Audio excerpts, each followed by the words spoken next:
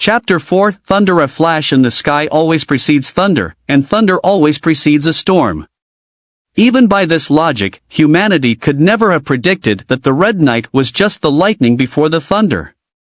What an ironic fate, right?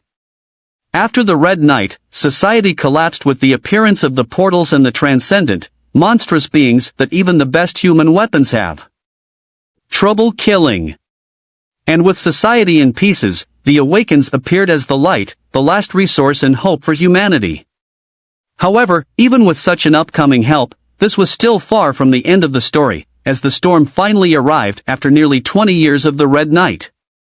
In the year 2069, the quantum scientists of A City, who are in charge of the studies on the dimensional portals, finally got permission to reopen the old laboratory in the basement of the city, the same one from which all the energy came out that plunged the world into darkness for 3 days and that the population believes to be the reason for all the misfortunes on Earth in the last 2 decades.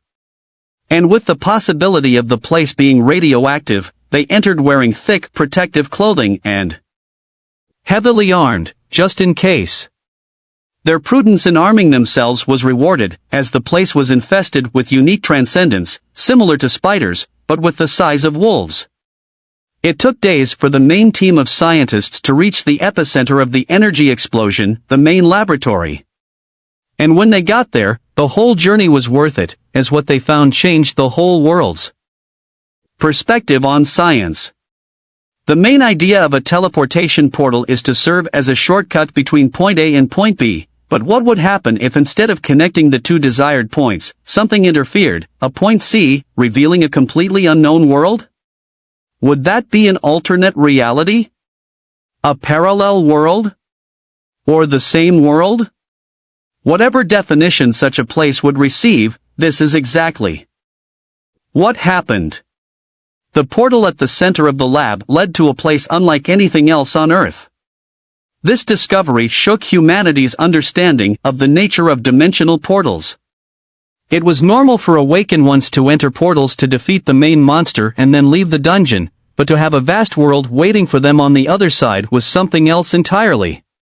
And the existence of a C point in the equation raised several questions and theories about the nature of portals and the possibility of multiple realities coexisting. The scientists of City A, faced with this revelation, began intensive studies and experiments to explore and better understand this new world beyond the portals. In the first months, they sent expeditions equipped with advanced technology and specialized scientists to investigate and document this alternate reality, but for some reason, no modern equipment is able to function in the world they call the celestial abode. Furthermore, they have discovered that, as with random portals, only awakened ones can pass through the great portal to this new world. If a normal human were to attempt it, their body would be completely torn apart. Nevertheless, the expeditions of the awakened ones brought back fascinating and haunting tales of exotic landscapes, unique creatures, and different laws of physics. They have discovered that this world beyond the portals is inhabited by a variety of transcendent beings, some friendly, and some hostile. New life forms, resources, and opportunities were also found in this new territory. With the knowledge gained, humanity began to see new possibilities, but also new challenges. Humanity stood at a crossroads, with the opportunity to shape its future and find balance as it searched for answers. However, the unknowns and dangers of this new world also demanded caution and care.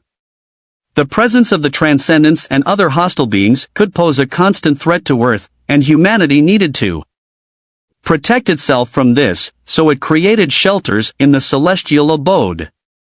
Since each of the different portals to the celestial abode was found in different regions of this new world, this was necessary.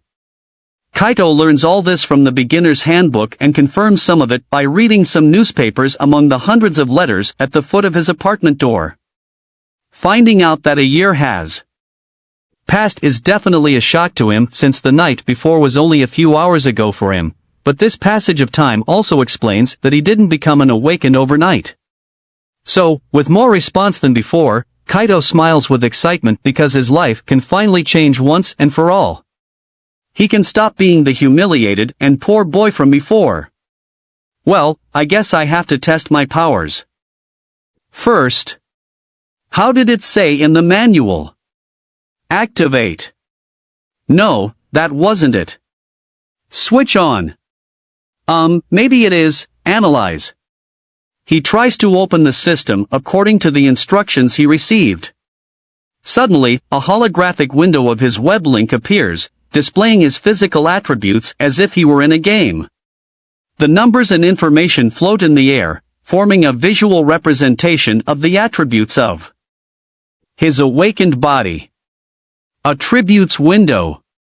Name, Kaido race, vampire level, 1, 0/1000 XP, HP, 100 MP, 20 attack, 10 defense, 10 agility, 10 stamina, 10 speed, 10 intelligence, 10 luck, 5 class, villain points left, 0 unique abilities, life drain and evil point manipulation. Kaido looks at the floating numbers and graphs and realizes that he has relatively low physical strength by common sense, but only a few seconds after seeing this window, his eyes widen in surprise.